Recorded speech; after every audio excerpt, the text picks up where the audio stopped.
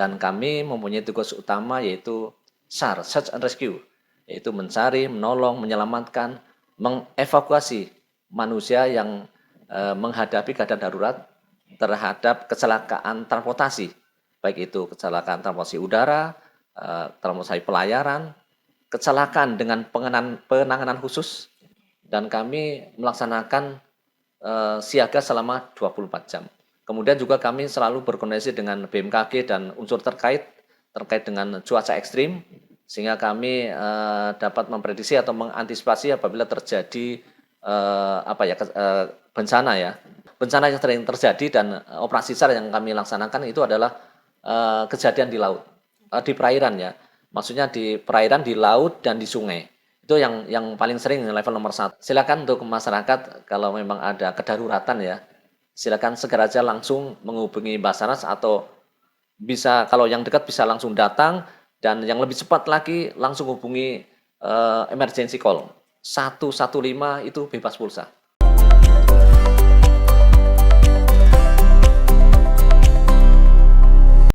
Halo Tribuners, kembali lagi bersama saya Alivia Yumna Amri dalam Tribun Topik yang akan membahas topik menarik untuk diulik. Sebelumnya nih, gimana kabar Tribuners nih? Semoga selalu dalam keadaan sehat dan bahagia ya dimanapun kalian berada.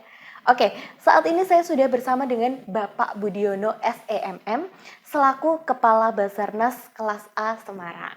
Halo Bapak, mungkin bisa menyapa Ya. Tribuners. Halo Tribuners, halo, selamat pagi. Oke Bapak, gimana nih kabar Pak Budiono nih? Alhamdulillah Mbak, Alhamdulillah sehat. Alhamdulillah. Lancar. Sibuk ya Pak ya? Ya, untuk saat ini memang banyak kegiatan yang harus kita laksanakan terkait dengan operasi SAR. Operasi SAR, Ya. oke.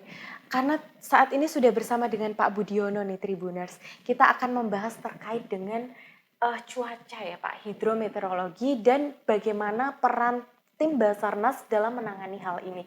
Mungkin sebelumnya bisa dijelaskan Pak ke Tribuners, apa sih Basarnas itu? Seperti itu. Ya, terima kasih Mbak. Bisa kami jelaskan terkait dengan apa itu Basarnas. Basarnas adalah lembaga pemerintah non-kementerian yang bertugas menjalankan tugas pemerintah di bidang pencarian dan pertolongan, dan langsung bertanggung jawab kepada Presiden. Dan kami mempunyai tugas utama yaitu SAR, Search and Rescue, yaitu mencari, menolong, menyelamatkan, mengevakuasi manusia yang menghadapi keadaan darurat terhadap kecelakaan transportasi, baik itu kecelakaan transportasi udara, transportasi pelayaran, kecelakaan dengan penanganan khusus, contohnya di jalan raya ataupun kereta api yang memang perlu penanganan khusus ya istilahnya mungkin kejepit ataupun sulit dikeluarkan, itu salah satu tugas kami. Kemudian juga bencana alam. Kami di bencana alam ini hanya pada fase tanggap daruratnya saja, yaitu pada saat kita melakukan evakuasi atau mencari menolong terhadap orang yang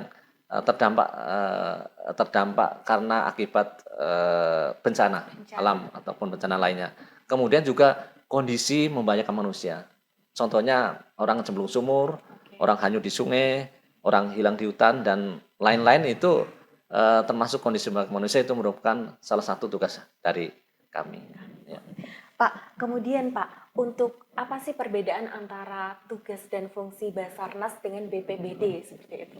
Ya, kami sebutkan tadi bahwa Basarnas itu fokus utamanya adalah search and rescue ya, mencari, menolong.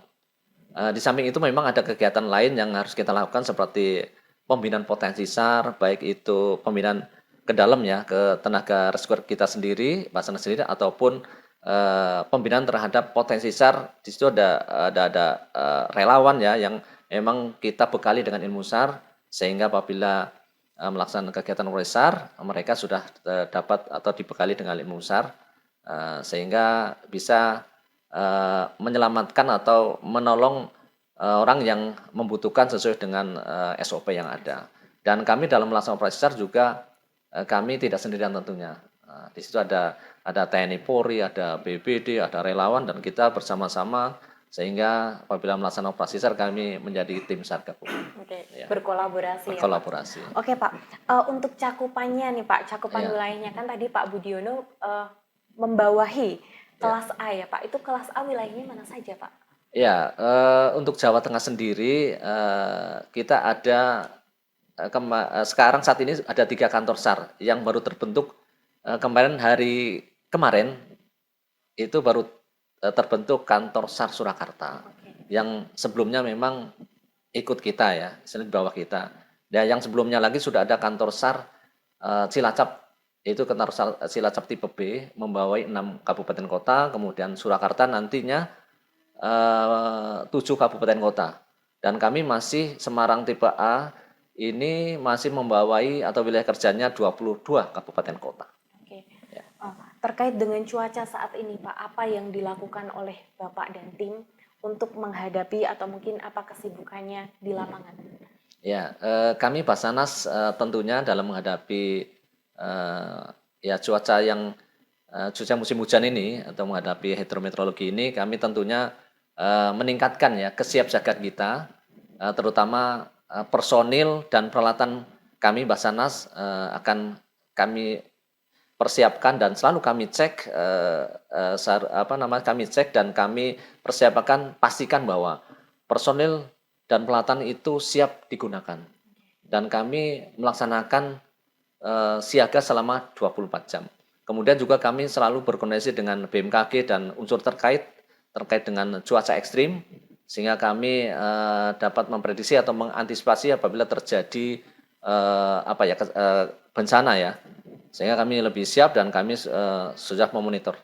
Kemudian juga kami melatih atau latihan secara rutin kami, baik internal maupun keluar, kemudian simulasi juga sering kami lakukan sehingga kami dalam istilahnya dalam keadaan yang sebenarnya kami lebih siap. Oke. Dan kami juga melibatkan masyarakat, kami melatih masyarakat dan unsur terkait kami biasa latihan bersama-sama. Oke Pak, jika ditarik waktunya ini ya Pak, dari tahun 2025 ini sendiri ada Ya. berapa banyak kasus yang sudah ditangani oleh Bapak dan tim? Ya, mungkin sebelumnya ya, kalau tahun sebelumnya kami tahun 2024 itu ada 170 kasus operasi SAR. Oke. Baik itu kita di lautan atau di perairan, masuk sungai, laut, hutan itu ya, kemudian di darat, pegunungan dan bencana alam kita jumlahnya 170 kali operasi SAR. Kemudian untuk tahun ini kami hingga November ini sudah sekitar 160-an. Berarti Operasi terjadi SAR. penurunan ya Pak? Ya penurunan. Ini masih 1,5 bulan ya. Kita Oke. mudah-mudahan ya tidak Semoga. ada lagi yang ini ya Oke. kita lakukan. Sejauh ini Pak, kendala apa yang mungkin paling berat dialami oleh tim saat di lapangan? Ya, kalau melihat dari luas wilayahnya kerja kita kan cukup luas sehingga kami tentunya personil dan peralatan itu cukup atau masih terbatas, sehingga kami berupaya untuk memberikan pembinaan terhadap potensi SAR. Oke. Sehingga apabila potensi SAR yang kami bina nanti bisa kami libatkan dalam operasi SAR karena keterbatasan kami. Demikian juga peralatan-peralatan yang dimiliki oleh unsur-unsur ataupun potensi SAR yang ada di wilayah kerja kami, sehingga bisa membantu dalam pelaksanaan operasi SAR. Kemudian dalam merasa operasi SAR sendiri, kami juga kadang-kadang terkendala dengan cuaca yang ekstrim untuk menuju ke lokasi kejadian. Biasanya terjadi bencana atau kecelakaan itu pasti dalam suasana yang tidak normal, sehingga kami harus menjangkau. Orang menghindar tapi kami harus datang menolong. Itu ya kadang-kadang itu tantangan kita lah ya. Bukan harapan tapi tantangan yang harus kita terobos dan harus kita laksanakan. Kemudian juga akses terkadang itu ya. Akses untuk menuju ke lokasi kejadian juga itu sangat ekstrim. Sehingga kami perlu waktu untuk menuju lokasi dan perlu kehati-hatian untuk keselamatan tim itu sendiri. Oke, Ya. baik Pak. Tadi kan Bapak berbicara tentang ekstrim nih Pak, Ya. kondisi yang ekstrim. Ya. Untuk kondisi dan cuaca saat ini Pak, sebenarnya Ya. kelas A wilayah yang Bapak handle ini Mm-mm. ada berada di level berapa Pak untuk mungkin kerawanan bencana seperti itu? Ya, kalau di Jawa Tengah ya pada umumnya ini memang levelnya sangat tinggi ya, karena di sini lengkap ada banyak gunung, kemudian juga lautan, kemudian letak geografisnya yang memang bervariasi ya. Betul. Jadi ada pegunungan, ada yang memang sering terjadi longsor itu beberapa wilayah di Jawa Tengah yang luar biasa yang sering kami tangani seperti di Wonosobo, Pekalongan, Banjarnegara, Temanggung itu juga daerah-daerah yang sering kami tangani terkait dengan longsor, kemudian juga bencana banjir ya, termasuk di Kota Semarang ini, kemudian di wilayah pantai utara di situ ada ya Semarang, Kendal, Demak, Kudus, Pekalongan itu semua rawan banjir ditambah lagi dengan fenomena rob yang semakin meluas hingga saat Betul. ini. Nah, Ya, Pak ini menarik nih. Tadi kan Bapak menyebutkan ada yang gunung, terus ada laut. iya, Nah, sebenarnya Pak, bencana apa yang paling sering terjadi atau apa yang iya. paling sering dikeluhkan seperti itu? Ya, kalau kami data ya selama 1 tahun kemarin dan hingga untuk tahun ini, bencana yang sering kami laksanakan atau bencana yang sering terjadi dan operasi SAR yang kami laksanakan itu adalah kejadian di laut, di perairan ya. Maksudnya di perairan, di laut dan di sungai. Itu yang paling sering level nomor satu. Kemudian di bencana alam juga kami sering dan kondisi banyak manusia seperti orang kecemplung sumur, orang di hutan juga itu cukup signifikan. Sehingga perairan, kemudian tuh bencana alam dan kondisi manusia, kemudian ditambah lagi dengan kecelakaan dengan manusia khusus di jalan raya juga sering. Jadi itu bervariasi, tapi untuk ke level pertama itu di perairan. Di perairan ya Iya. Pak. Terus Pak ada nggak nih pengalaman unik atau mungkin yang tidak terlupakan atau membekas di hati Pak Budiono selama sejauh ini menangani kasus-kasus di lapangan? Ya, selama saya bertugas di sini hampir 2 tahun ya. Jadi memang sangat banyak ya kegiatan-kegiatan yang operasi yang kita laksanakan. Jadi teman-teman memang cukup berat ya untuk melaksanakan operasi terutama di lautan lepas ya. Kita menggunakan kapal, memang kami punya kapal, tapi untuk jaraknya sendiri terkadang perbatasan dengan Kalteng atau Kalbar itu kami laksanakan Karimun Jawa ke arah sana lagi, sehingga perlu kehati-hatian dan di situ eh, apa ya istilah gelombang tinggi dan memang area yang luas itu mempunyai tantangan sendiri. Kemudian juga kemarin kami laksanakan operasi SAR di Pekalongan, di Petung Kriono juga itu 25 orang ya meninggal dunia, juga itu apa kejadian yang sangat membekas ya bagi kami tim SAR gabungan tentunya, Basarnas dan relawan itu sangat prihatin dengan kejadian tersebut, dan kami tidak begitu saja melupakan, tapi kami selalu teringat ya kejadian tersebut. Jadi mudah-mudahan kejadian seperti itu tidak terulang lagi. Oke, baik Pak, itu cukup ini ya Pak ya, Iya, membekas ya Pak ya. betul. Nah, ini Pak, kemudian bagaimana cara masyarakat untuk menghubungi Ya. tim SAR? Mungkin kalau misalnya ada kejadian apa gitu, bagaimana caranya? Ya, silakan untuk masyarakat kalau memang ada kedaruratan ya, silakan segera aja langsung menghubungi Basarnas, atau bisa kalau yang dekat bisa langsung datang, dan yang lebih cepat lagi langsung hubungi emergency call 115 itu bebas pulsa. Oke, Jadi langsung saja tidak muter-muter kemana, langsung aja 115. Jadi langsung ke sasaran, langsung ke Basarnas, sehingga kami lebih cepat untuk aksi dan kesempatan orang terselamatkan karena kita lebih cepat untuk nyampe di lokasi dan aksi, maka kesempatan akan selamatkan masyarakat akan besar, lebih besar. oke, berarti itu langsung dihubungkan ke Ya, Basarnas terdekat di lokasi ya, kejadian ya Pak? 115 itu nanti kan ada apa namanya istilahnya call centernya itu kan ada yang operatornya, nanti langsung di Oke, lakukan. nah ini Pak, itu kan kita tadi sudah membahas terkait kesibukan Basarnas ketika di cuaca atau kondisi ekstrim saat ini Betul. ya Pak. Ya.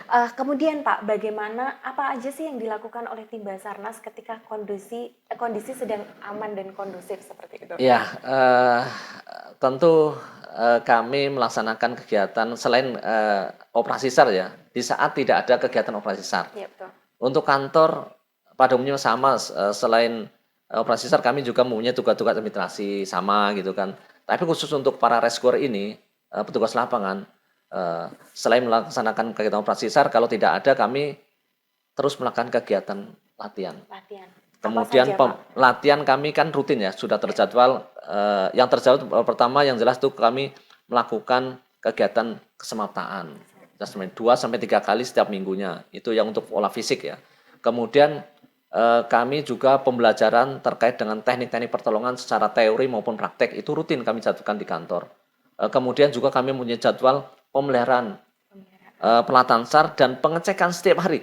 Oke, Ini layak atau tidaknya setiap hari harus ketahuan. betul. Jangan sampai pada saat kita akan gunakan nanti tidak siap, itu tidak boleh terjadi. Oke. Nah, itu kemudian juga kami selalu melaksanakan juga ada namanya uji prodik. Jadi kami setahun 2 kali uji prodik.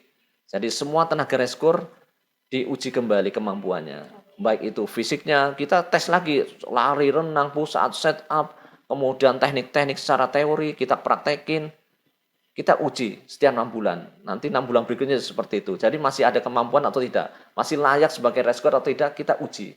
Oke. Jadi ada penilaiannya di situ. Pak, terus ini hal yang menarik yang mungkin beberapa masyarakat gitu bertanya-tanya, gimana sih caranya jadi relawan Basarnas itu? Mungkin prosesnya seperti apa bisa dijelaskan? Ya, kalau Basarnas sendiri kami mempunyai wadah ya, namanya FKP3, yaitu Forum Koordinasi Pencarian dan Pertolongan, FKP3. Jadi di situ adalah salah satu atau organisasi yang mewadahi para relawan. Jadi kalau kami sebutkan di sini ada per wilayah sudah kami bentuk. Umpamanya di sini contohnya di Semarang Raya. Semarang Raya itu terdiri dari Kabupaten Semarang, Kota Semarang, Kendal, dan Batang, tambah Salatiga. Kemudian juga ada Terano. Di sini ada Terano berarti Banjarnegara, Wonosobo dan Temanggung. Kemudian juga ada Pantura Barat, Pantura Tengah. Itu semuanya sudah kami bentuk dan situ untuk mewadahi para relawan atau potensial yang ingin bergabung ke Basarnas. Dan di situ nanti mempunyai program kerja setiap tahunnya terkait dengan pelatihan ataupun pembinaan SAR ya. Jadi kami setiap tahunnya secara bergilir memberikan pelatihan atau memberikan atau meningkat kapasitas sehingga para relawan yang tergabung dalam FKP3 itu mempunyai kemampuan atau paling tidak teknik-teknik dasar SAR sehingga pada saat pelaksanaan operasi mereka mempunyai kemampuan dan kapasitas, istilahnya mempunyai teknik bagaimana cara menolong orang yang benar sesuai dengan SOP. Oke, Pak, menarik nih, Pak. Ini Iya. pertanyaan terakhir tapi masih berkaitan ya, Pak. Ya. Apa pesan dari Pak Budiono untuk Tribuners dimanapun mereka berada terkait hal apa yang harus dipersiapkan? Yang pertama terkait cuaca saat ini.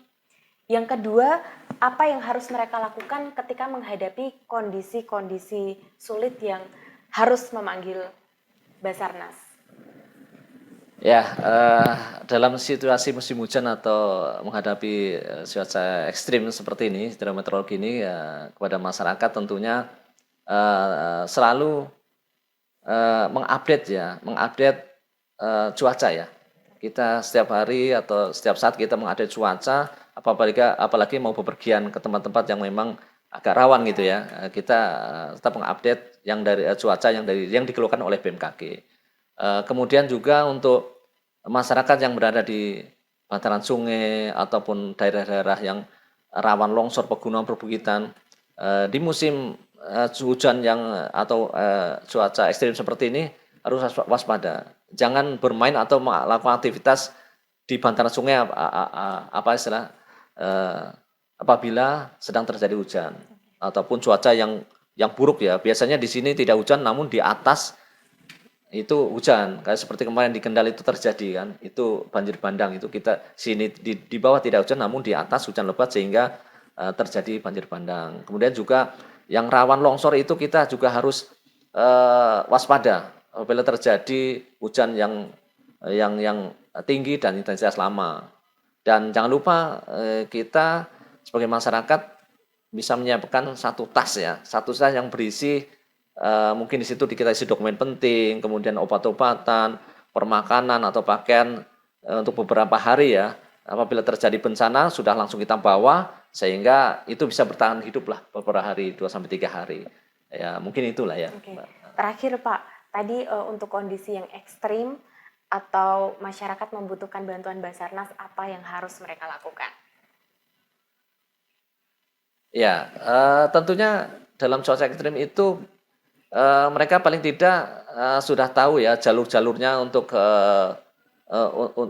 evakuasi dan langsung secepatnya memberitakan atau menyampaikan, melaporkan kepada petugas yang terdekat.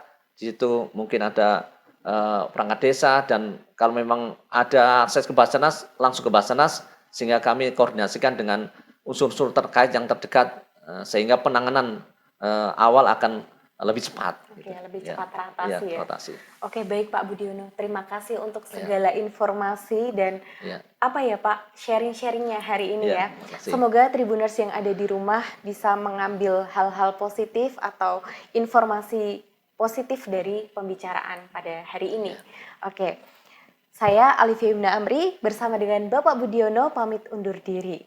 Terima kasih. terima kasih.